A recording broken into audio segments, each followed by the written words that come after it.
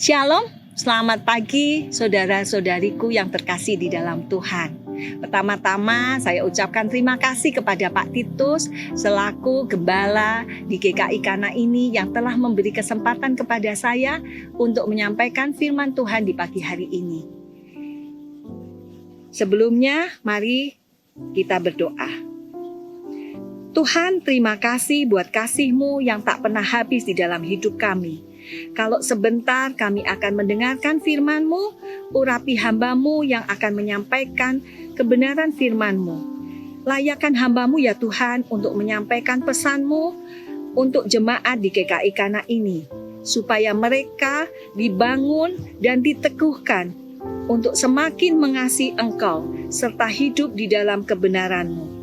Dan di atas semuanya itu, biarlah nama Tuhan saja yang ditinggikan. Di dalam nama Tuhan Yesus, kami sudah berdoa dan mengucap syukur. Haleluya. Amin.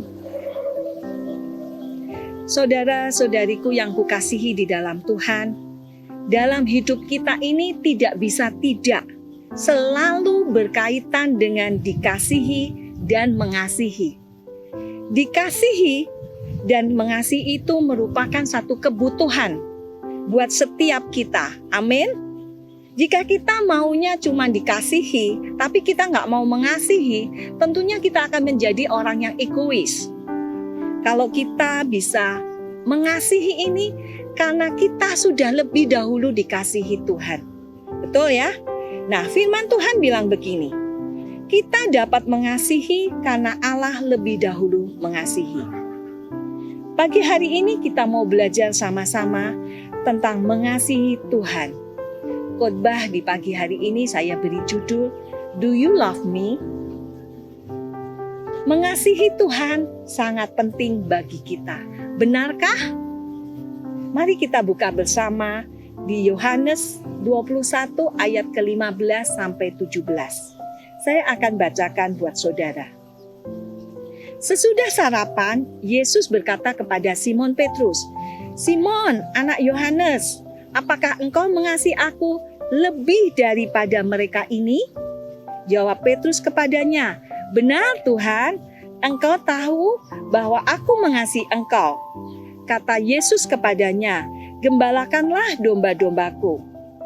Ayat ke-16, kata Yesus pula kepadanya untuk kedua kalinya, Simon, anak Yohanes, apakah engkau mengasihi aku? Jawab Petrus kepadanya, benar Tuhan, engkau tahu bahwa aku mengasihi engkau. Kata Yesus kepadanya, gembalakanlah domba-dombaku. Ayat ke-17, kata Yesus kepadanya untuk ketiga kalinya, Simon, anak Yohanes, apakah engkau mengasihi aku? Maka sedih hati Petrus karena Yesus berkata untuk ketiga kalinya, apakah engkau mengasihi aku? Dan ia berkata kepadanya, Tuhan, engkau tahu segala sesuatu. Engkau tahu bahwa aku mengasihi engkau. Kata Yesus kepadanya, gembalakanlah domba-dombaku. Saudara-saudariku yang kukasihi di dalam Tuhan, apa yang bisa kita pelajari dalam nats ini? Kalau kita lihat tadi, sebanyak 3 kali Yesus mengajukan pertanyaan yang sama kepada Petrus. Apakah engkau mengasihi aku? Mengapa? Yesus bertanya sampai 3 kali. Apakah Yesus itu tidak tahu dengan pasti siapa dan bagaimana Petrus yang telah bersama-sama dengan Yesus selama 3 tahun? Mari kita lihat peristiwa yang terjadi pada waktu sebelumnya, khususnya sekitar peristiwa penyaliban. 3 kali Petrus menyangkali bahwa ia murid Yesus. Mari kita lihat di Injil Yohanes pasal 18 ayat ke-17, 25 sampai 27. Saya akan bacakan buat saudara. Maka kata hamba perempuan penjaga pintu kepada Petrus, bukankah engkau juga murid orang itu? Jawab Petrus, bukan. Ini menunjukkan bahwa Petrus menyangkali bahwa ia murid Yesus. Ayat ke-25 dan 26, Simon Petrus masih berdiri berdiam. Kata orang-orang di situ kepadanya, "Bukankah engkau juga seorang muridnya?" Ia menyangkalinya, katanya, "Bukan." Ini berarti Petrus menyangkal untuk kedua kalinya bahwa ia murid Yesus.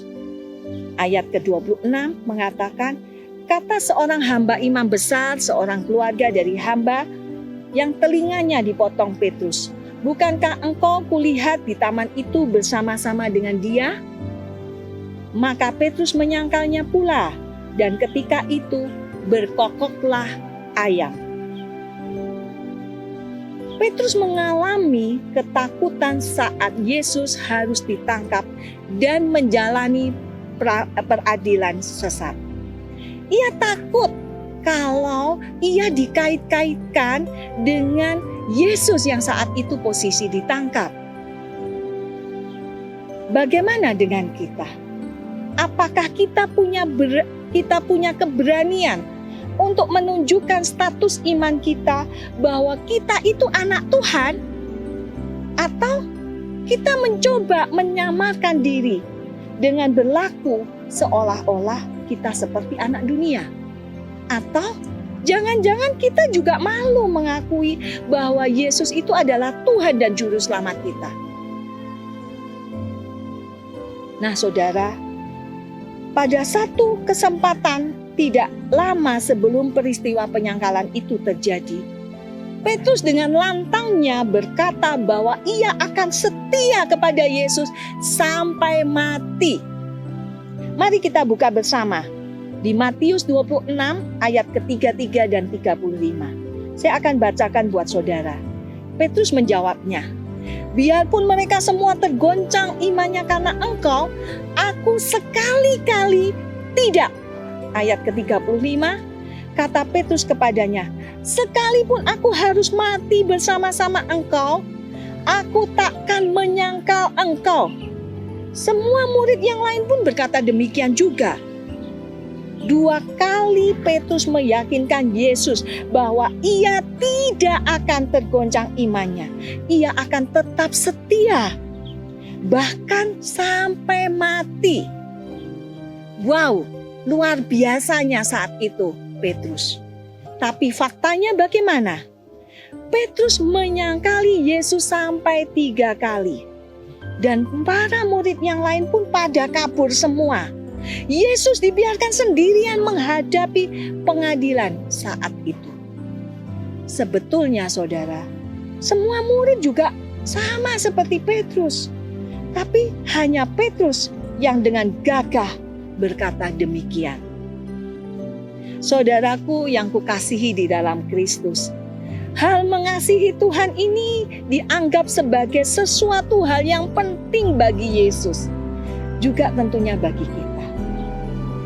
Oleh karena itu saudara, di pagi hari ini kita mau belajar dari pengalaman Petrus berkaitan dengan mengasihi Tuhan.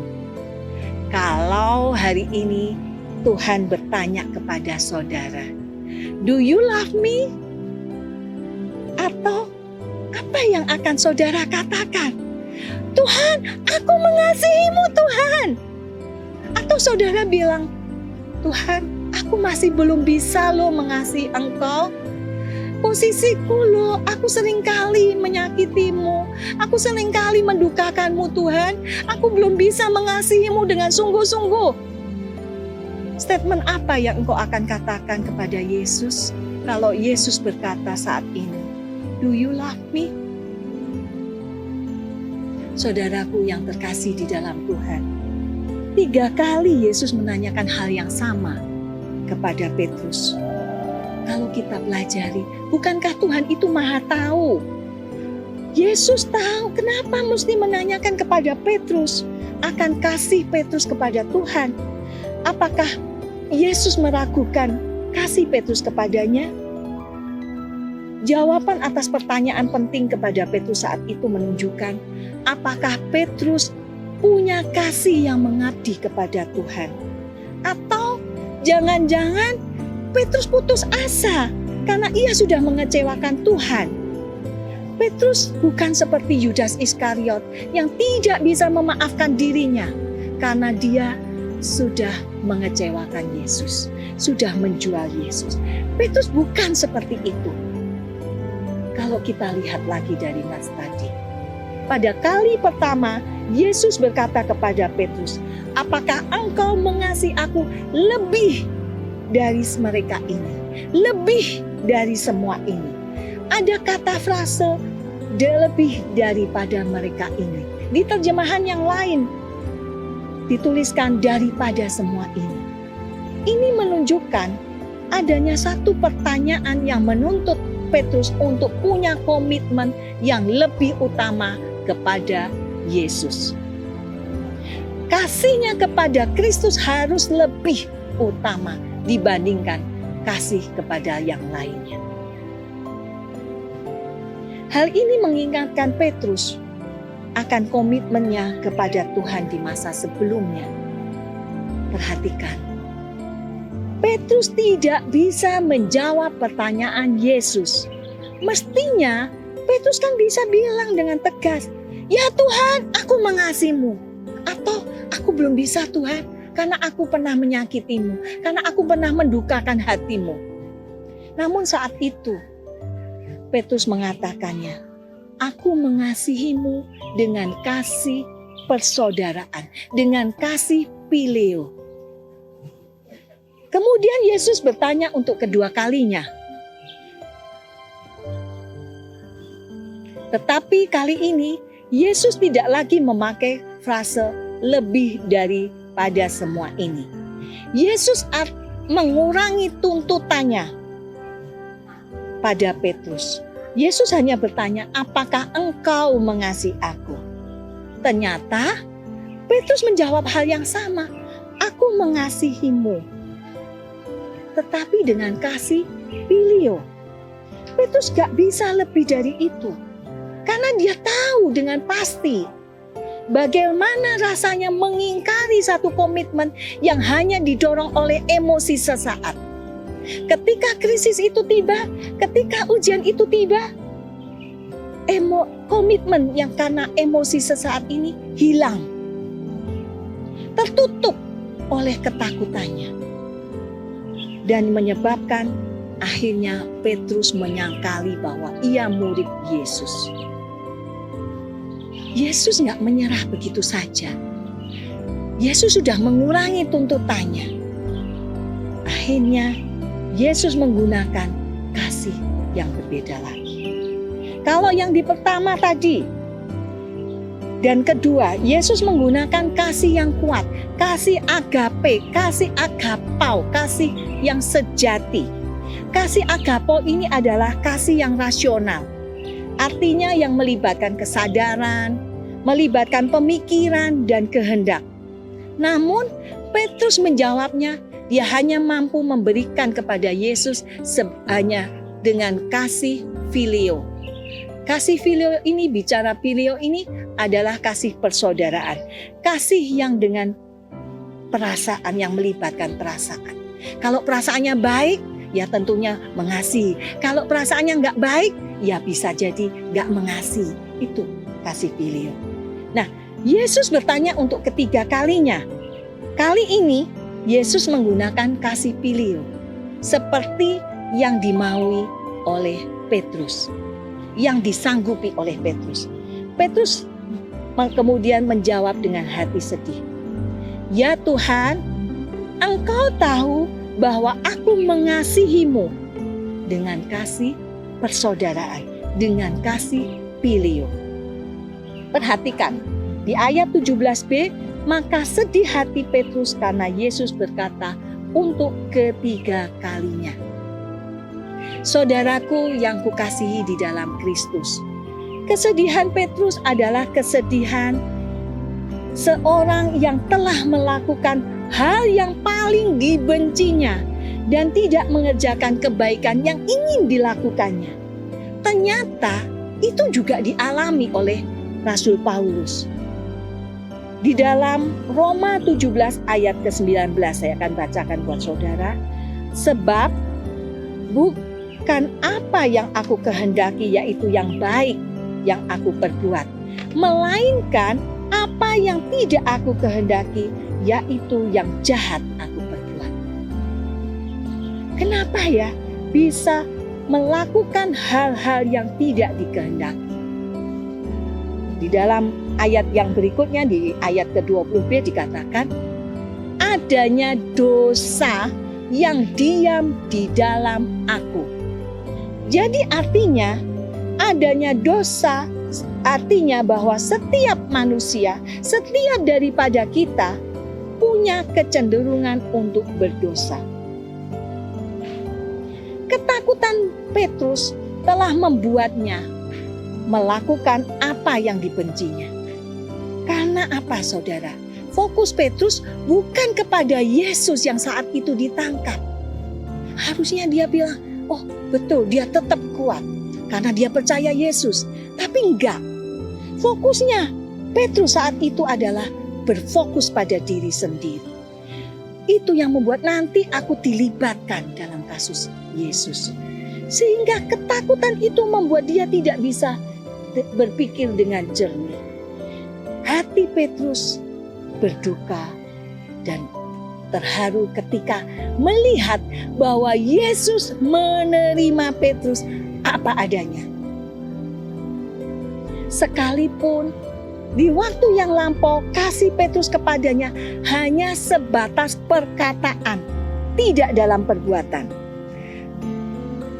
Tapi dia bisa menerima. Dia terharu, ternyata dia diterima oleh gurunya. Dia diterima oleh Tuhan Yesus. Rasul Yohanes pernah mengingatkan kepada kita bahwa mengasihi itu harus dengan tindakan. Di dalam 1 Yohanes 3 ayat 18 dikatakan, anak-anakku, marilah kita mengasihi bukan dengan perkataan atau dengan lidah, tetapi dengan perbuatan dan dalam kebenaran. Dalam hal ini adalah kebenaran menurut firman Tuhan. Jadi kalau orang mengasihi, gak bisa cuma ngomong doang, tetapi harus dengan tindakan, dengan dalam kebenaran. Saudaraku yang kukasihi di dalam Tuhan, bagaimana kita bisa mengasihi Tuhan lebih lagi? Yang pertama, sadari bahwa Tuhan mengasihi kita apa adanya. Ketika ada penerimaan dari Tuhan yang apa adanya, itu membuat kita berharga. Penerimaan itu membuat kita berharga, merasa diterima dengan keberadaan kita. Rasa berharga itu juga dialami oleh Petrus saat itu. Di dalam Yohanes 21 ayat ke-17, pertanyaan Yesus kepada Petrus tentang kasihnya untuk ketiga kalinya, Yesus menggunakan dengan kasih pilio yang sama dengan posisi kesanggupan Petrus untuk mengasihi Tuhan. Pertanyaan itulah yang membuat Petrus diingatkan kembali akan peristiwa di masa lalunya. Yesus memanggil kembali Petrus dengan cara menemui Petrus dengan di mana level kasih Petrus itu berada. Penerimaan itu sangat penting bagi Petrus karena saat itu Petrus dalam keadaan galau. Apalagi ia kembali kepada kehidupan yang lama sebagai seorang nelayan. Nah, bagaimana dengan saudara dan saya? Apabila saat ini posisi saudara adalah merasa bahwa saudara itu jauh dari kasih Tuhan, ayo sadari bahwa Tuhan itu mau menerima saudara apa adanya. Firman Tuhan berkata di dalam Yesaya 43 ayat keempat, oleh karena engkau berharga di mataku dan mulia, dan aku mengasihi engkau. Jadi saudaraku, sekalipun mungkin keluargamu atau teman-temanmu tidak menghargai engkau, percayalah bahwa engkau sangat berharga di mata Tuhan. Amin. Nah, saudaraku yang kukasihi di dalam Tuhan, setelah hubungan Petrus dan Yesus dipulihkan, Tuhan memberikan satu tugas bagi Petrus untuk menggembalakan domba-dombanya. Nah, sebagai gembala, Petrus tidak bisa lagi mengelak. Dia nggak kenal sama sang pemilik domba, yaitu Tuhan Yesus. Ini berarti bahwa Petrus mendapatkan satu kasih karunia dari Tuhan. Yang tadinya nggak layak, tapi dilayakkan sama Tuhan. Itulah namanya kasih karunia. Ada kekuatan Allah yang diberikan kepada Petrus. Petrus yang pernah melakukan satu pelanggaran, yang pernah melakukan dosa, dia diterima di posisi mana dia berada, posisi kasih yang hanya bisa mengasihi Yesus dengan kasih pilihan. Tetapi setelah itu, Yesus membawa Petrus lebih lagi, bahkan diberikan tugas untuk menggembalakan domba-dombanya. Ini berarti ada satu kasih karunia yang Petrus terima. Yesus sangat menghargai kejujuran Petrus. Yesus sangat mengasihi Petrus, walaupun Petrus pernah menyangkalinya. Walaupun Petrus punya keterbatasan untuk mengasihi Tuhan. Yang kedua adalah hidup di dalam kebenarannya. Di ayat ke-19 dari Yohanes pasal yang ke-21, Yesus berkata kepada Petrus, "Ikutlah aku." Ini berarti tugas dari Yesus itu akan sanggup dilakukan ketika Petrus mengiring Tuhan. Mengiring Tuhan atau mengikut Tuhan adalah satu prasyarat supaya bisa menyelesaikan tugas. Bahkan kalau kita lihat di ayat ke-19 dikatakan, Petrus akan mati dan memuliakan Allah. Saudaraku yang kukasihi di dalam Tuhan, kasih Petrus kepada Kristus tidak berhenti di level kasih persaudaraan saja, tetapi terus meningkat. Karena Alkitab mencatat Petrus mati dan memuliakan Allah. Di dalam Efesus 4 ayat ke-15 dikatakan, tetapi dengan teguh berpegang kepada kebenaran, di dalam kasih kita bertumbuh di dalam segala hal ke arah Dia, Kristus yang adalah kepala. Ini menunjukkan bahwa kasih Petrus kepada Yesus nggak berhenti sampai di situ. Kasih Petrus kepada Yesus terus bertumbuh, mengalami perubahan demi perubahan. Ketika Petrus mau mengikut Yesus, dan Alkitab mencatat bahwa Petrus itu mati dan memuliakan Allah. Artinya Petrus hidup di dalam kasih Kristus. Amin. Nah, saudara, kebenaran apa lagi yang perlu kita pahami dalam hal ini? Yang pertama adalah hidup itu adalah milik Kristus. Hidup dan matinya Petrus memuliakan Allah. Hidupnya menjadi milik Tuhan seutuhnya. Di dalam 1 Korintus 6 ayat ke-20 dikatakan, sebab kamu telah dibeli dan harganya telah lunas dibayar. Karena itu, muliakanlah Allah dengan tubuhmu. Di dalam Roma 4 ayat ke-8 dikatakan, sebab jika kita hidup untuk Tuhan. Dan jika kita mati untuk Tuhan. Jadi, baik hidup atau mati, kita adalah milik Tuhan.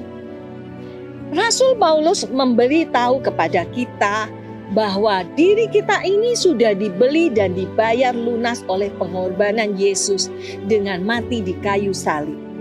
Jadi, memuliakan Allah itu merupakan satu konsekuensi yang logis sebagai milik Tuhan. Jadi baik kita hidup ataupun mati, kita itu miliknya Tuhan.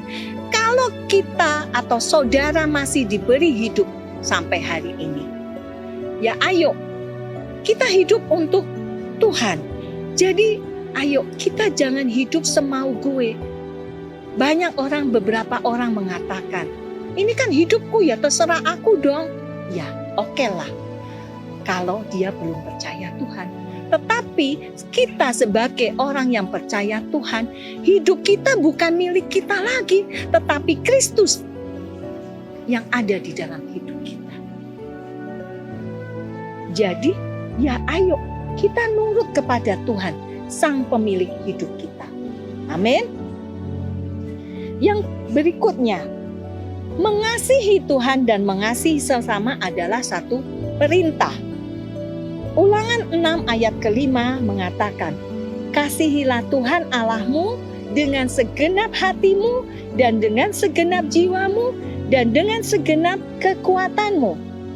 Kalau di Perjanjian Baru di dalam Lukas 10 ayat ke-27 mengatakan demikian, jawab orang itu, kasihilah Tuhan Allahmu dengan segenap hatimu dan dengan segenap jiwamu dan dengan segenap kekuatanmu dan dengan segenap akal budimu.